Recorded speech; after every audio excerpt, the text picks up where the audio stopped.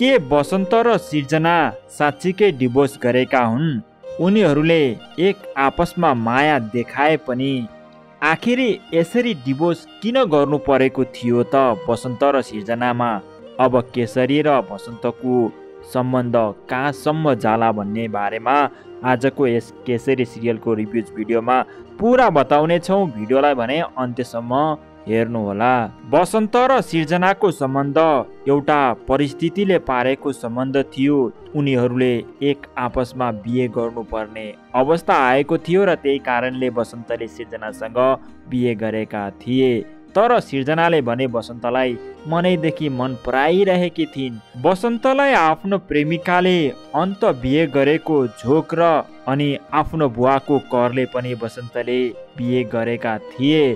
तर पछि थाहा भएको थियो कि बसन्तलाई आफ्नो प्रेमिकाले त बाध्यताले बिहे गर्नु परेको रहेछ अनि बिहे गरेकी रहन्छन् भन्ने कुरा जब बसन्तले थाहा पाए, बसन्तले आफ्नो बिहे रोक्नुसम्म कोसिस गरेका थिए तर उनी सफल भएनन्। अन्त्यमा आएर उनको बिहे सिर्जनासँग भयो अनि पछि आएर समाजको बाध्यताले पनि मैले सिर्जनासँग अब जीवन बिताउनु पर्छ भन्ने सोचमा बसन्त लागिरहेका थिए।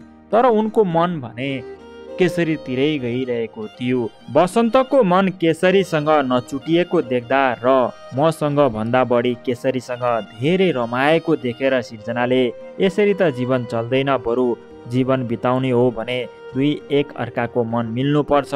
तर बसन्तको मन भने केशरीसँग छ, त्यही कारणले मैले बसन्तलाई डिभोर्स दिनुपर्छ र छुट्टिनुपर्छ भन्ने भावना सिर्जनासँग आएको कारणले उनीहरू आज बसन्त र सिर्जना डिभोर्ससम्म गरेका हुन्। बसन्त र सिर्जनाको डिभोर्स भइसकेको छ तर सिर्जनाको बुवालाई भने यो कुरा थाहा छैन। यदि सिर्जनाको बुवाले यो कुरा थाहा पाए भने उनी त्यही हार्ट अट्याक भएर मर्छन्। त्यही कारणले सिर्जनाले आफ्नो बुवालाई बसन्त र मेरो डिभोर्स भएको कुरा सिर्जनाले आफ्नो बुवालाई बताएकी छैनन्। सिर्जनाका बुवाले आफू तीर्थयात्रामा जाने निर्णय गरेपछि आफ्नो घर कुर्नको लागि बसन्तलाई केही दिनका लागि यता आएर बस्नु अनुरोध गर्दछन्। अनि यो कुरा सुनेपछि बसन्तको आमाले कहीँ कतै हाम्रो छोराले हामीलाई नहेरेर उतै गएर बस्छ कि भन्ने न्युले बसन्तको आमाले केही नाटक गरेर आफूलाई चोटपटक लागेको जस्तो गरेको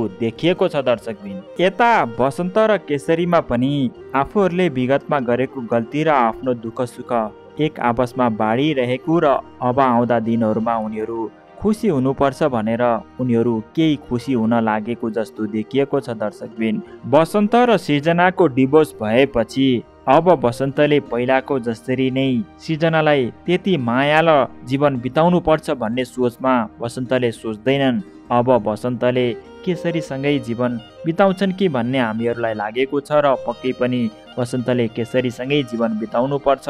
बसन्तको मन भनेको केशरीसँग छ। बसन्त केशरीसँग मात्र खुसी हुन्छन्। त्यही कारणले बसन्त र केशरी एक हुनुपर्छ भनेर कमेन्ट बक्समा लेखिदिनु होला भन्दै आजको केशरी सिरियलको रिभ्युज भिडियो यति नै। फेरि पनि यस्तै भिडियो लिएर तपाईँहरूको माझ उपस्थित हुनेछौँ। आजलाई बिदा हुन्छौँ। हस्त, धन्यवाद।